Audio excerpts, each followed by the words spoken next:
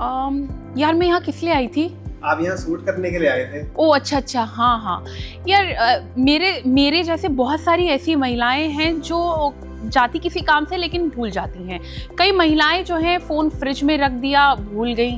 Car की keys washing machine के ऊपर मिल रही है और बेबी का डायपर चेंज करते करते खुद का कॉफ़ी मग कहाँ रख दिया याद ही नहीं रहता। तो अगर आप न्यू मॉम हैं या आपके घर में रिसेंटली बेबी हुआ है तो चांसेस हैं कि आपने ये सब एक्सपीरियंस डेफिनेटली किया होगा। लोग इसे मजाक में भी लेते हैं और कहने लगते हैं कि बेबी के बाद दिमाग ही काम नहीं करता इनका, प्रेगनेंसी ने क्या मेमोरी रीसेट कर दी है। बहुत सारे लोगों के ऐसे कमेंट आते हैं, लेकिन यहाँ पर मेरा सवाल ये है कि क्या प्रेगनेंसी और डिलीवरी के बाद सच में मेमोरी वीक हो जाती है या ये सिर्फ एक मिथ है?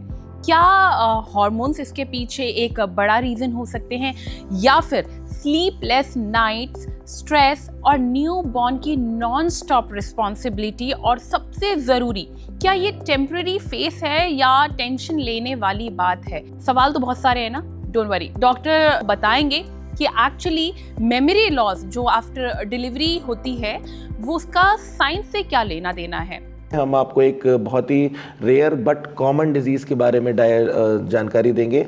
उसको हम लोग बोलते हैं पोस्टपार्टम ब्लूज़। पोस्टपार्टम ब्लूज़ या पोस्टपार्टम फॉरगेटफुलनेस, मतलब डिलीवरी होने के बाद में जो फीमेल होती है उसको भूलने की बीमारी, कन्फ्यूज़न या उसके जो मूड में जो बदलाव आते हैं, अपने बच्चे को नहीं पहचान रही है, परिवार वालों को नहीं पहचान रही है, उसके बारे में। जनरली होने का कारण क्या होता है? होने का कारण जो हार्मोनल इम्बैलेंस होता है, progesterone surge, oestrogen surge during the delivery, and वो अचानक से रिलीज़ होना, फिर प्रोलैक्टिन का बढ़ना, इसके कारण से ये होता है। फीचर सिम्टम्स क्या आते हैं? जनरली एग्जाइटी होती है, घबराहट होती है, जो उसको कारण में एक स्लीपलेस नाइट, जो वो बेचारी प्रेगनेंसी के कारण या डिलीवरी के टाइम पर जो उसकी नींद खराब हुई है या 9 महीने का जो स्ट्रेस रहा है वो अचानक से रिलीव हुआ, उसके बाद होता है। सिम्टम में अपना पहचानना बंद कर देगी लोगों को, कुछ बिहेवियरल चेंजेस आएंगे, कुछ घबराहट रहेगी, हर चीज़ को लेकर एप्रीहेंसिव रहेगी, उसको यही चिंता रहेगी क्या मैं अपने बच्चे का ख्याल ठीक से रख पाऊँगी कि नहीं। और इलाज के तौर पे अगर ये वैसे तो कोई बीमारी, ये it is a normal physiological change, enhanced physiological change.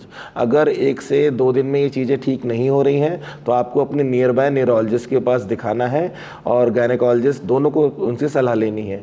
और फिर वो स्कैन अगर कुछ ज़रूरत लगती है तो कराएंगे, क्योंकि कभी कभी प्रेगनेंसी के बाद में सेरेब्रल वीनस साइनस थ्रोम्बोसिस, जो कि एक प्रकार का स्ट्रोक है, जो कि हाइपरकोगुलेशन ब्लड से हो जाता है, वो होता है, उसके कारण भी ये चीज़ें आती हैं।